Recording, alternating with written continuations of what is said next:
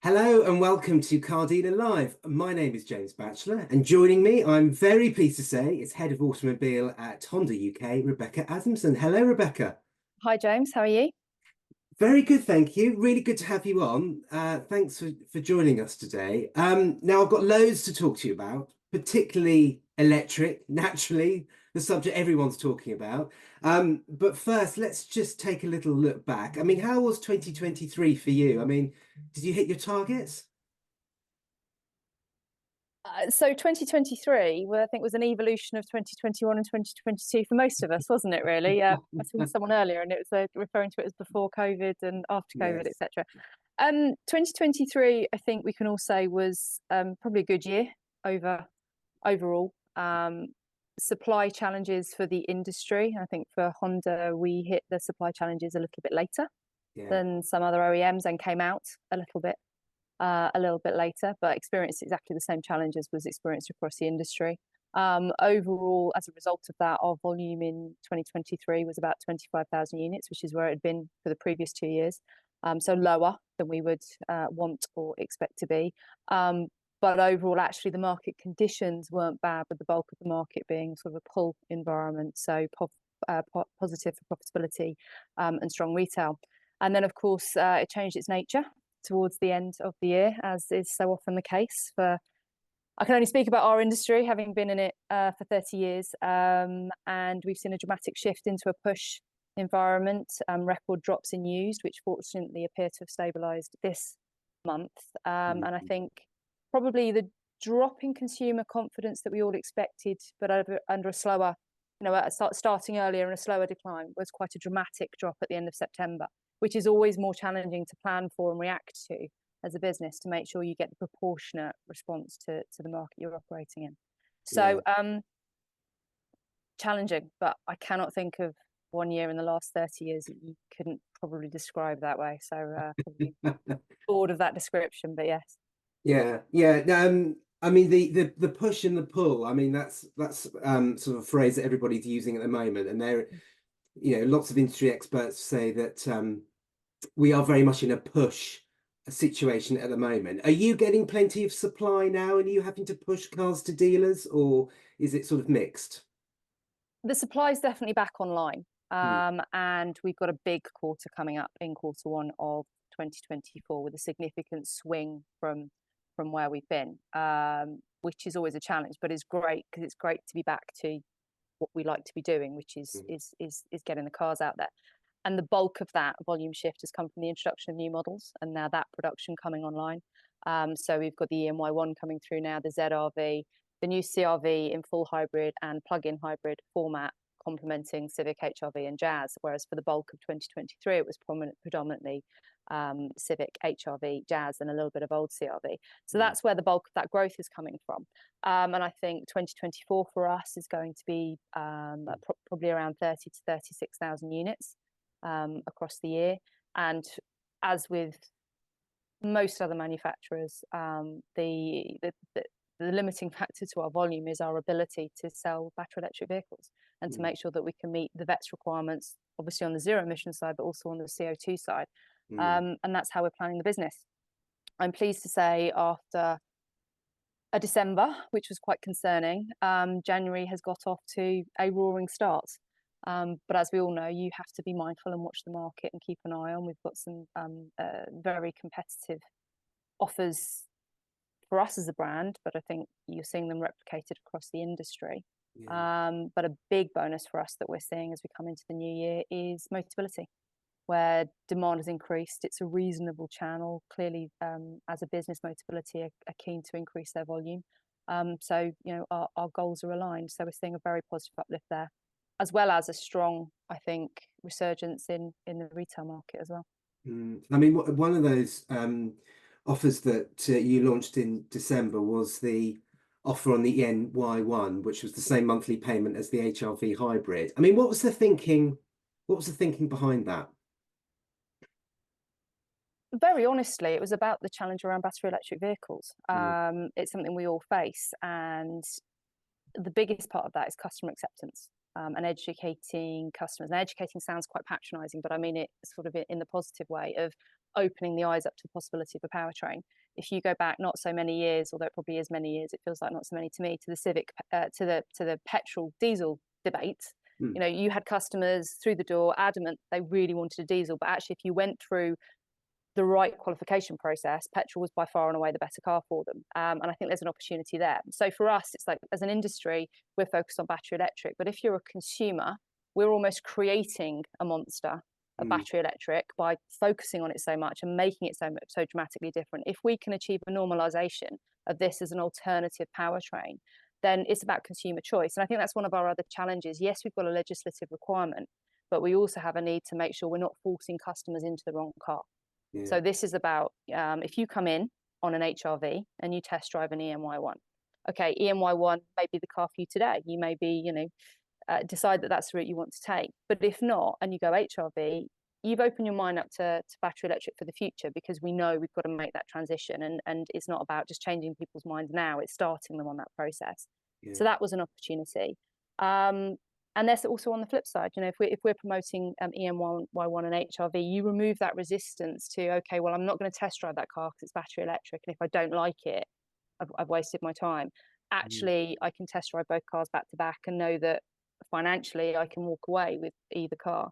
So it's a compelling consumer offer that clearly meets our demand to build our order bank, but also I think is a positive step towards kind of normalizing battery electric. But it's only a temporary offer, though, isn't it? I mean, is it something you'd like to have that price parity between ICE, well, hybrid and battery EV? It's a temporary offer, which will be extending to the end of March. And let's face it, in the market conditions, if it's the right offer for the market, then we'll continue it. Yeah. But like all manufacturers and you know, all networks out there, what we're looking at is, right, what is the answer to promoting battery electric that's positive for all of us, because it's the future of our industry. So we have to get engagement, we have to get traction, and we have to understand how we best engage in that process. And for us, we discussed it with our key investors at a meeting in Japan, and we all felt that this was an opportunity for us. Corporate clearly is a route that some other manufacturers are going, but for us, it was like, okay, we need these retail customers to come with us. And this seemed like a very positive step. And a month in, it's certainly proving to have the impact that we hoped it would have. Yeah, I totally agree with you that you don't want to be pushing customers into cars they don't want. You know, you're not in the business of doing that, obviously, but it is a strict mandate, isn't it? And you've got to sell these cars. So, yeah. I mean, your dealers potentially are going to be having some, well, not awkward exchanges with customers, but they've got these targets and they've got to put these customers into EVs, haven't they? Yeah, it's a collective challenge. It's not a manufacturer challenge. It's not a retailer challenge. It's not, you know, ultimately it's probably the customer challenge in reality, because we have to increase that pace of acceptance.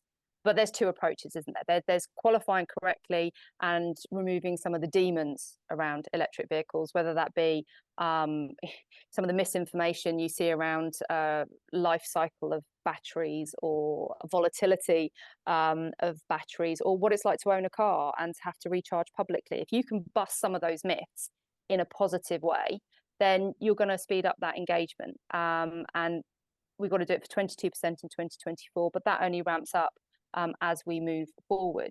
So yes, when I get asked the question around volume, the answer has to be, well, okay, you know, how many cars you sell is going to be a function of how many battery electric vehicles you can sell.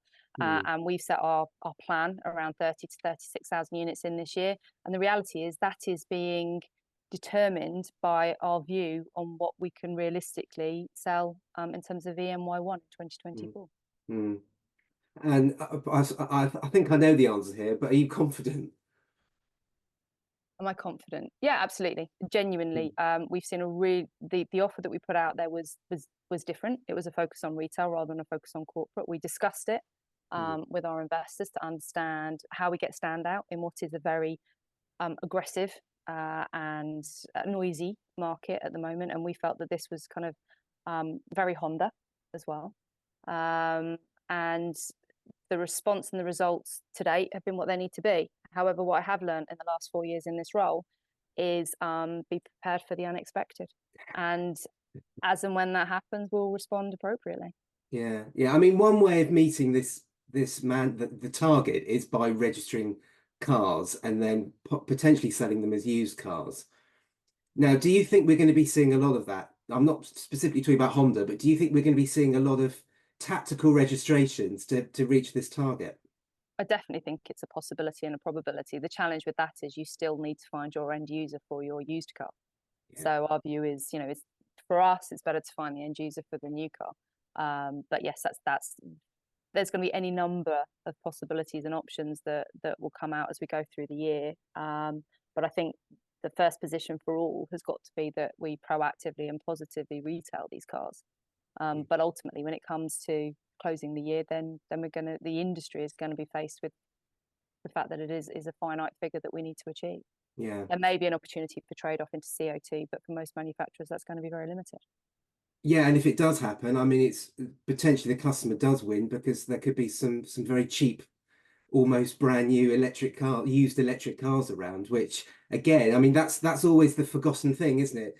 We need to push people into brand new electric cars, but for lots of people, the challenge is getting into a used electric car. A used electric cars can be a fantastic proposition for lots of people, can't it? So yeah, absolutely. And obviously residual values for electric vehicles is one of the biggest, aligned to this volume requirement. It is going to be a challenge that we've all watched, probably with a level of concern over the last few months. Again, electric vehicles have stabilized as we come into January. And again, for us, it's one of the reasons why having a retail approach is positive for us. It's proved to be very beneficial across the rest of our range in terms of maintaining and, I'm going to say, pathologically protecting our residual values.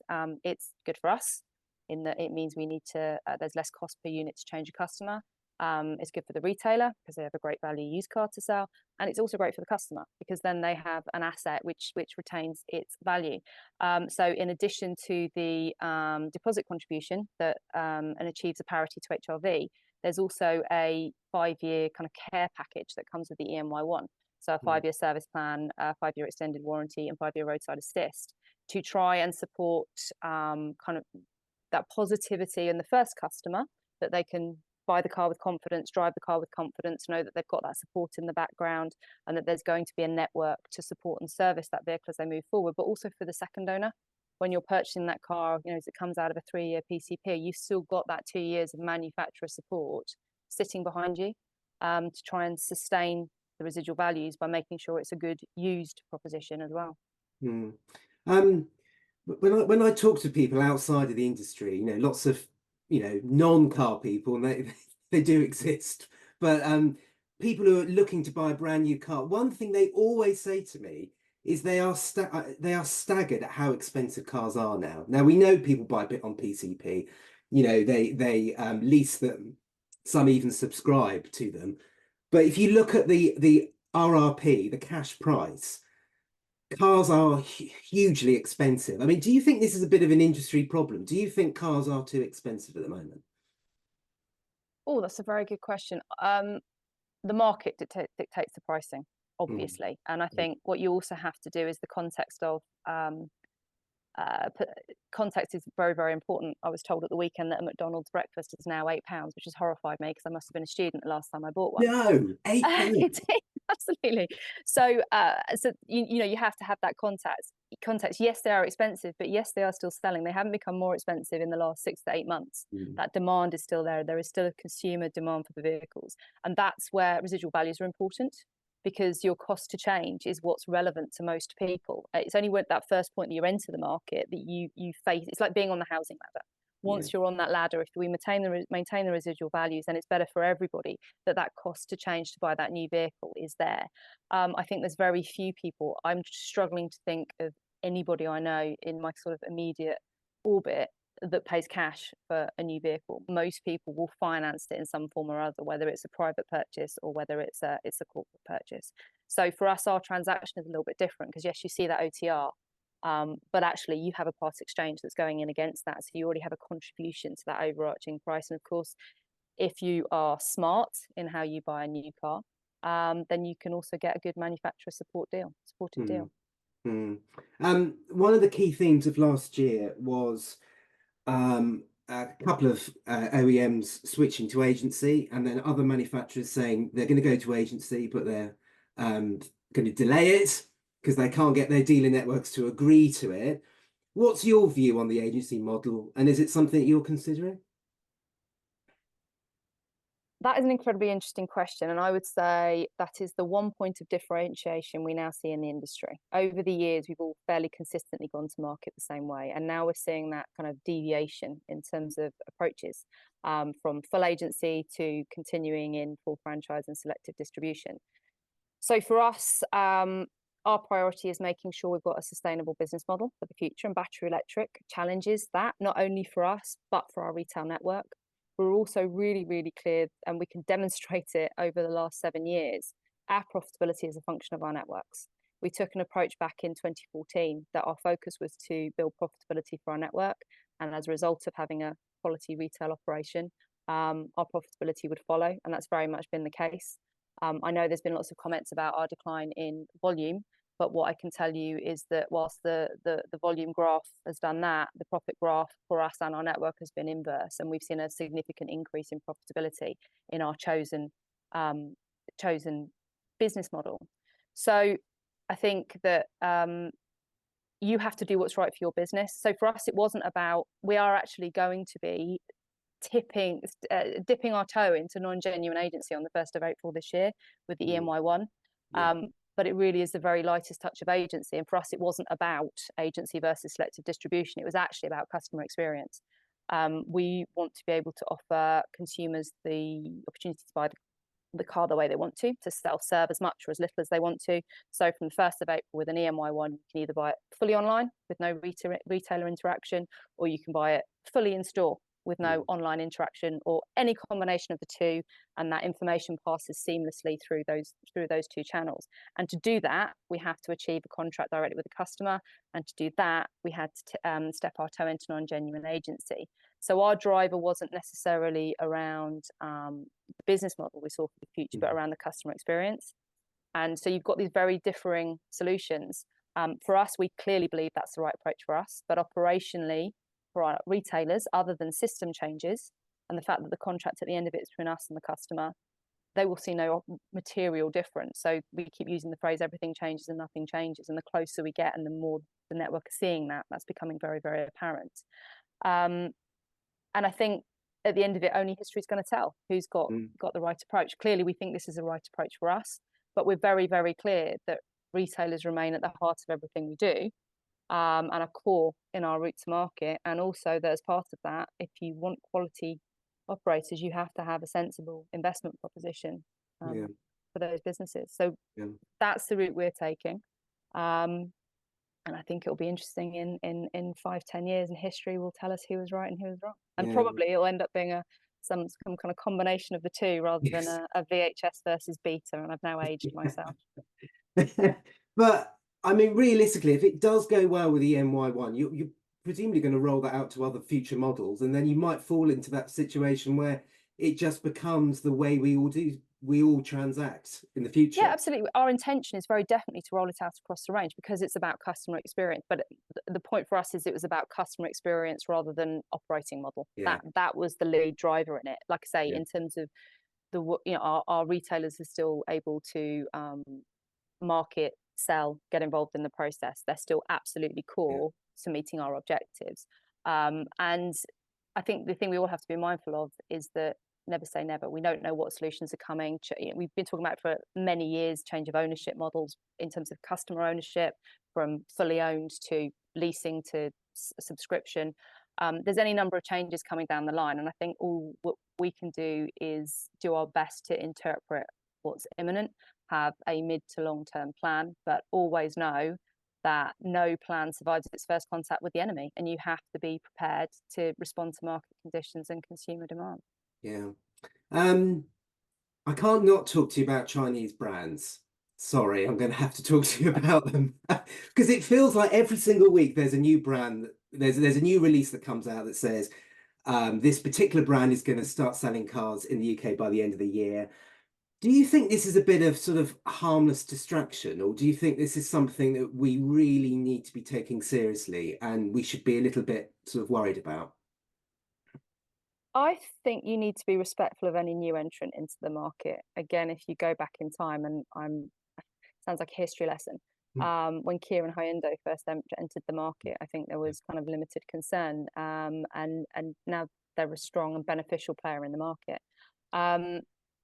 It gives customer choice. It's something we need to be mindful of. But whilst you need to have an eye on the market, you can only deal with your own personal set of conditions. So I think it's going to be interesting again to see how that evolves. I think there's, as you would expect, there's going to be some serious contenders that have a significant impact and a long-term presence in the market, and there may be some that are more like a glancing blow. But I don't think you can afford to dismiss anybody that has that really does enter into the UK market, because of it just the sheer requirement in terms of investment and determination to be part of that environment. And also from an investor proposition, I think history has proven again that a diverse portfolio isn't necessarily a bad thing as well, to have that kind of exposure, because we all know that this industry is very cyclical. So to have that spread of risk across your portfolio isn't necessarily a bad thing. So we'll, like everyone else, we'll be watching with interest. I think the next 12 months, I know it's a cliche to say, but I think the next 12 months are going to be really very interesting. And if we have another conversation in January 25, I think there could be some things that have come true and things that haven't. It's a busy year in store, isn't it? Yeah, it's almost like everyone should write their predictions on a piece of paper, and we'll all get together in a bar next January and decide who was right and who was wrong. Yeah, or go for McDonald's breakfast at £8 a I pop. can't afford a McDonald's breakfast. Yes, yeah. Fantastic for today, Rebecca. That's all, and thank you very much for joining us. Great, thanks, James. That's it for today's Car Dealer Live. Join us again very soon. Bye bye.